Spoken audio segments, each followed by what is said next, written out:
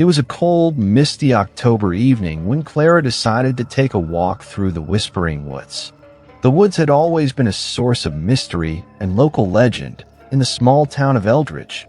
Tales of ghosts, unexplained disappearances, and eerie whispers that seemed to come from nowhere had been passed down through generations.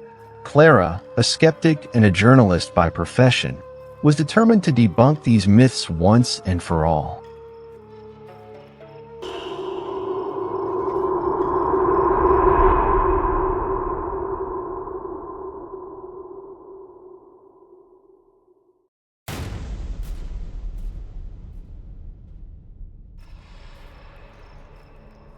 Clara had just moved to Eldridge, seeking solace and a change of pace from the bustling city life. Her new home bordered the infamous Whispering Woods, and the stories she heard intrigued her.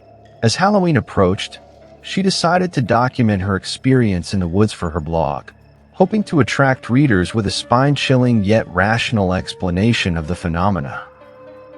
Armed with her camera, flashlight, and a notebook, Clara set out at dusk, determined to uncover the truth. She was confident that the whispers were nothing more than the wind rustling through the trees, and the disappearances were likely exaggerated or coincidental.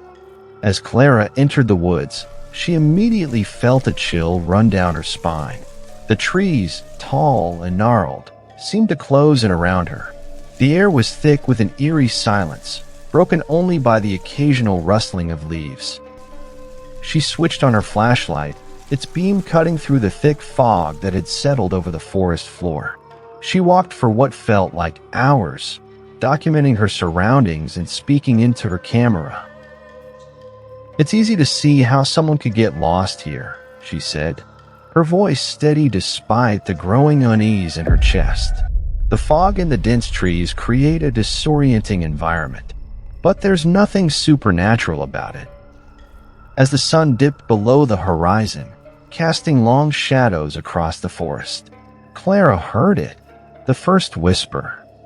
It was faint, barely audible, but unmistakable. She stopped in her tracks, straining to hear. The whisper came again, this time more clearly. "Leave this place." Clara's heart skipped a beat. She rationalized that it could be the wind, or perhaps an animal. She pressed on, but the whispers grew louder, more insistent. "Turn back now." Determined to stay rational, she recorded her observations. "The whispers are getting louder," she said, her voice betraying a slight tremor. It could be the wind funneling through the trees, creating a ventriloquist effect. There's no evidence of anything supernatural. Clara continued deeper into the woods, but the whispers became more aggressive, almost angry. "You don't belong here," it said. She stumbled upon a clearing, the moonlight casting an eerie glow. In the center stood an old dilapidated cabin. Clara approached cautiously. Her curiosity piqued. The door creaked open, revealing a dusty, abandoned interior. She stepped inside, the floorboards groaning under her weight. Inside, she found old photographs, faded and torn. They depicted families, their faces etched with fear. One photograph caught her eye, a family standing in front of the very cabin she was in. The date on the photograph was from the early 1900s. Clara's breath caught in her throat as she noticed something chilling. In the background of the photograph, barely visible, was a dark figure standing among the trees, its eyes glowing eerily. She rummaged through more of the cabin's contents, finding an old journal. The entries detailed the lives of the families who had lived in the cabin over the years. Each entry ended abruptly, with mentions of strange whispers and an overwhelming sense of dread. The final entry was from a woman named Margaret, dated 1923. It read, "The whispers have become unbearable. They call to us, driving us mad. We tried to leave, but the woods won't let us.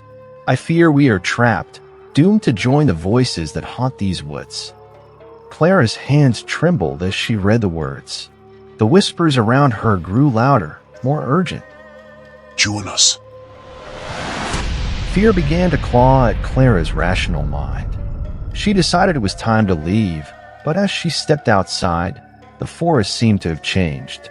The trees loomed larger, their branches like skeletal arms reaching out to grab her. The fog thickened, and the path she had taken was no longer visible. Panic set in. She tried to retrace her steps, but the forest seemed to shift and change, disorienting her. The whispers were deafening now, a cacophony of voices pleading, warning, and threatening. You will never leave. Clara stumbled through the woods, her flashlight flickering. She could feel unseen eyes watching her, and shadows danced at the edges of her vision. She tried to call for help, but her voice was swallowed by the oppressive silence. As she wandered, she came upon another clearing. This one was filled with old, crumbling gravestones.